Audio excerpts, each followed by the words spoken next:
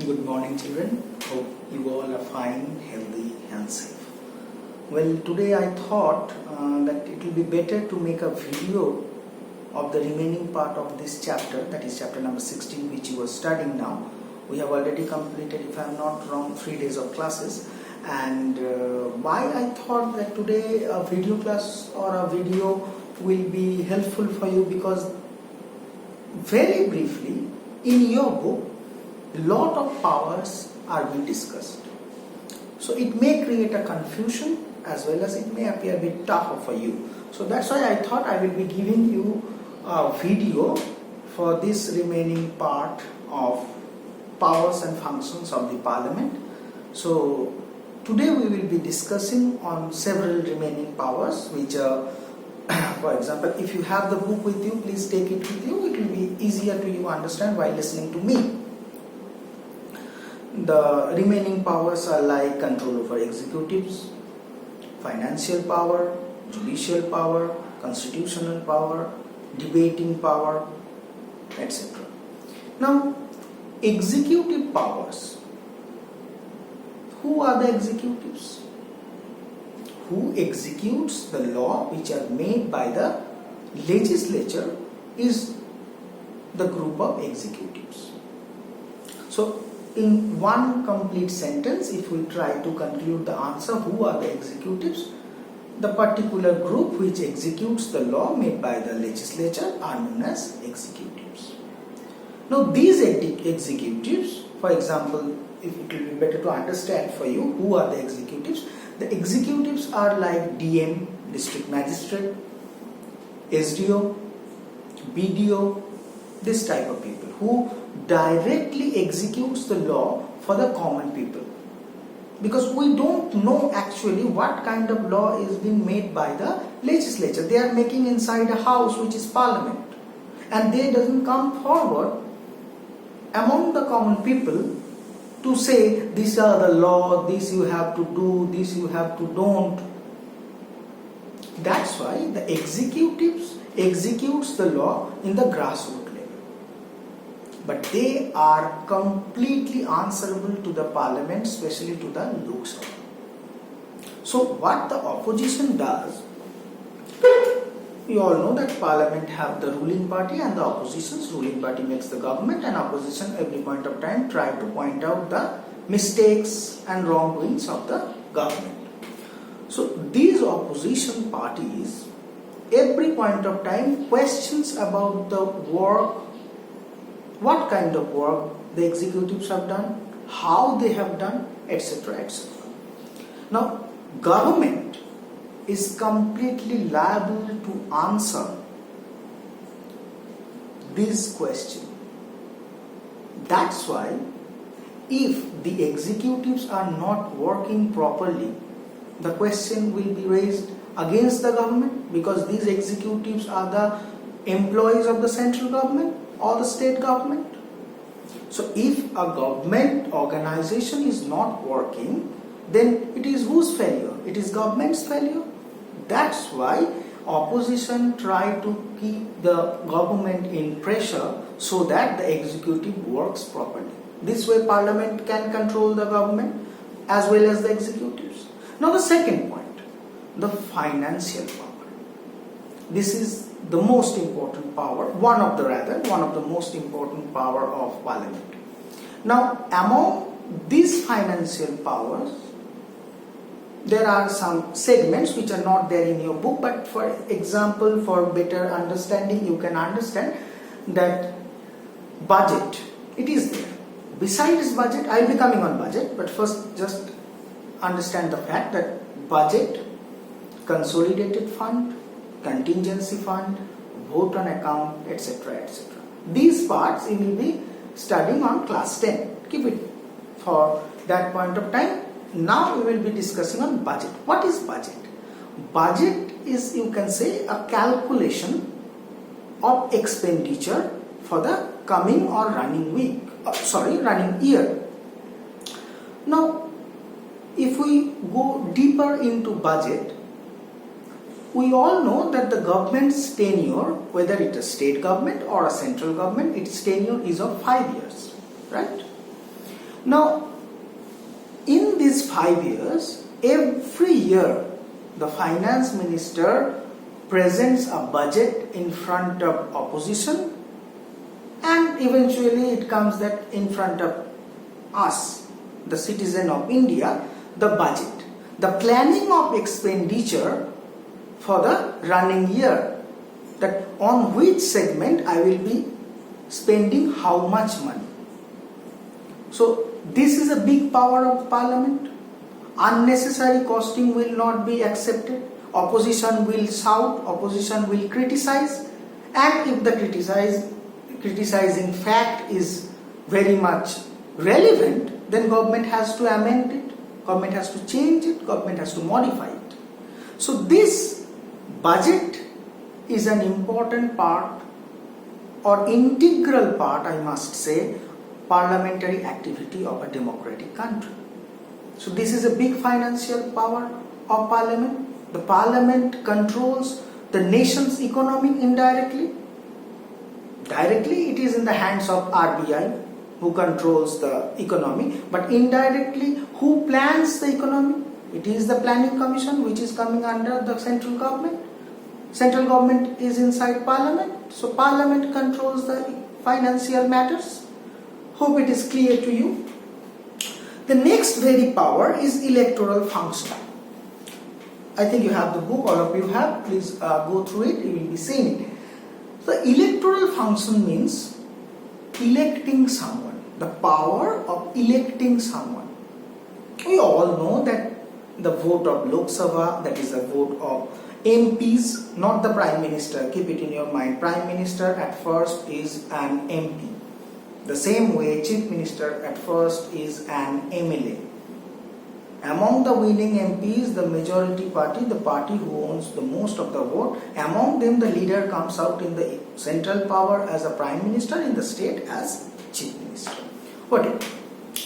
Now, but some posts are not being elected by us directly, rather indirectly. How? We have elected our members who are sitting both in the state legislature and in Lok Sabha, right? They elect on behalf of us some of the important posts of Indian democracy, like president, like vice president. In case of president, both Parliament, the two houses of the Parliament and state legislature elects the president. On the other hand, in case of vice president, the power is only vested on the hands of Parliament, not even to the state legislature. So it's a big power. At the same point of time, if these people like president, vice president are not working properly, not working up to their circle of legitimacy, then what will happen? These Parliament members have the sole power to impeach them. What is impeach? Impeach, the complete sentence is, complete word is impeachment. Impeachment is a particular procedure of removing the highest authorities of India, like President, Vice President, Chief Justice of India, that means the Supreme Court. So these important posts, if they are not working up to their merit, up to their circle of legitimacy, they can also be removed by Parliament member. So that is a big power, the election power or the electing power of election, which is vested on the hands of parliamentary member, that is the Parliament. The next point is judicial function or judicial power. Now, here, whatever I have just said you, the impeachment, it is included in the judicial power. You can write in the electing power or the function of election also, because it is interrelated. Whatever, judiciary.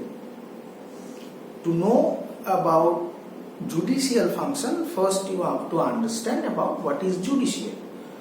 We all know that the parliament have three organs: Lok Sabha, Rajya Sabha and President. But the parliament works in three segments. All the power is not vested in the hands of a particular organization. So there can be a tendency of going as working as an autocratic way. That is not a feature of democracy. Democracy provides the equal representation of power among all the people. That's why Parliament has divided its power and function into three heads. That is legislature, which you have already studied last class. Today we are dealing with executive, so that is also we have completed. And now we are dealing into judiciary. If the legislature is making the law, executive is executing the law among the common people, then the work of judiciary is to protect the law. If anyone is violating the law, whether that is a Prime Minister or President of India or even a common people like you and me, in front of law, everybody is equal. Law is for everyone and everyone is protected by the law. So according to this judicial function of Parliament, the judiciary wing, that is court, High Court, Supreme Court and subordinate courts, alongside the police, are responsible to the Parliament, answerable to the Parliament. Lots of unexpected incidents are taking place every now and then throughout the country, but these are exceptions. There are some good cases, rather most of the cases are good. We will be taking those only. While dealing with the judiciary, everybody's mind is going on to some matters which are flashed into the news medias or on the in the TVs or the newspapers, that police or judiciary is not working up to their marks, they are taking bribes and all. Don't take it as a general notion. Take it as an exception. Right? So these judiciary are also answerable to the Parliament. If they are not working properly, that means what? The entire system is not working properly. The law is made for everyone, but someone is not getting the facilities of the law and someone taking the undue advantage of the law. So this is not working properly in a democratic way. So this is how judiciary also an integral part of Parliament, and they are also answerable as well as responsible for smooth running of Parliament. Here in your book, the impeachment procedure is mentioned. Again, I am telling, the electoral power is of electing the important personalities of Indian government or Indian constitution, that is President, Vice President, Chief Justice of India. At the same point of time, the power of impeaching them, that means removing them from their post if they are not working up to their merit circle of legitimacy. This power is known as impeaching power. The word is impeachment. This power is also vested in the hands of Parliament, not to any other person. President himself cannot, being the supreme head of India, he cannot whimsically remove the Chief Justice of India. At the same point of time, Chief Justice of India cannot give any verdict whimsically without taking consent of the President. They both are independent wing. President do not poke. President do not interfere on the work of judiciary. At the same point of time, judiciary or Supreme Court every point of time do not take suggestions from President, but they both are responsible, interrelated with each other. Next one is constituent function. The Parliament is a sole body, alone body, to change the constitution. If you have gone through the chapter, if you have studied it well, you must have seen the constitution have lots of articles. These articles are nothing but the amendments. Lot of changes have been taken place from the birth of constitution. That means the starting of constitution, that is 26th of January 1950. This changing power, obviously the change has not taken, the change has not taken place only for the whimsical planning. This change has taken place only for the betterment of the Indian people, because change cannot be made whimsically. Both the House of Parliament need to come into a single agreement that yes, it is needed to be changed, then only it can be changed. But this changing of law, some point of time adding some clauses, features into a law, particular law, deleting something from a particular one, maybe the law features are too big, so cut few features from that particular law, adding to a new one by giving a new article number, new law number. This power, this is a very important power. This power is only vested in the hands of Parliament. Understood? The last one is debating function. Now, from the heading only you can understand what is debating function. Debating on a particular matter. I have given you an idea while I was discussing about the executive functions. Opposition, every point of time, try to debate, try to confront in a sober manner with government on a particular matter or several matters. What is the main aim of the opposition? It is not that every point of time they try to hoot out government's policy. Every point of time they are demanding that the laws need to be changed. No. They are trying to keep a check on the government.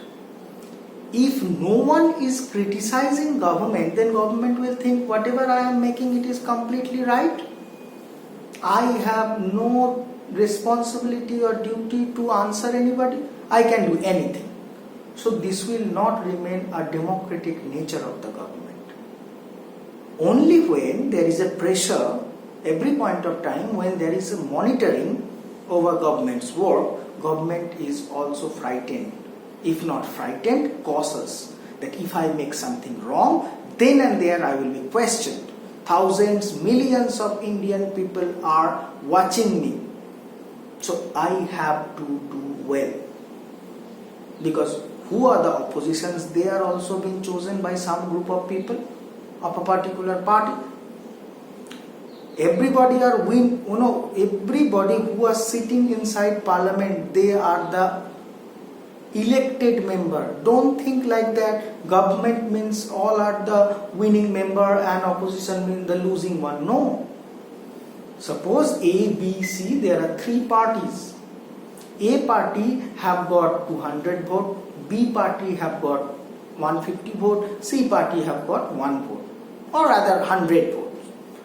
So quite obviously by getting 200 votes, A party is making the government. But what about the B party? They have also got 150 votes. That means they have also owned in 150 seats.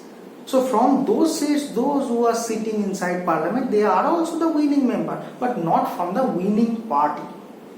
So their opposition, their words, their demands are also valuable. That's why this debating function is very much a democratic nature of a government, of a country.